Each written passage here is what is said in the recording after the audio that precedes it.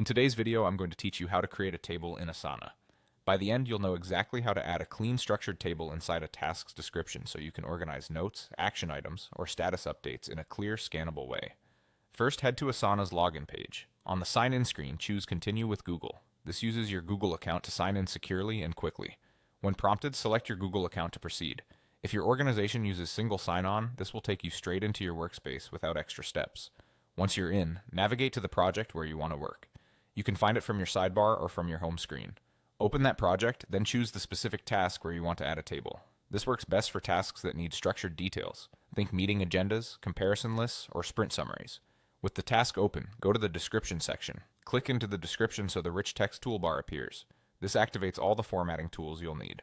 Look for the Insert an Object button in the toolbar, often represented by a plus icon. Click it to open the Insert menu. From the Insert options, select Table. Asana will place a basic table directly into your description. You can start typing right away to populate your first cells. If you need more space, you can adjust the structure next.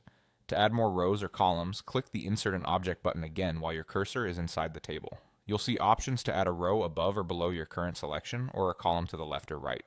Choose the placement that fits your layout. For example, add a row below to continue listing items, or add a column to the right to compare attributes side by side. You can repeat this as needed to build out the exact structure you want. A couple of quick tips as you work. Keep column headers short and clear so your table stays easy to scan. Use consistent formatting for dates, owners, or statuses to avoid confusion. If your table starts to feel crowded, consider splitting information into multiple smaller tables rather than one very large one. And remember, Asana autosaves your changes in the description, so there's no separate save button to click. That's it, you've created a table in an Asana task description and learned how to expand it with rows and columns above, below, left, or right. This simple technique makes your task details more organized, readable, and actionable.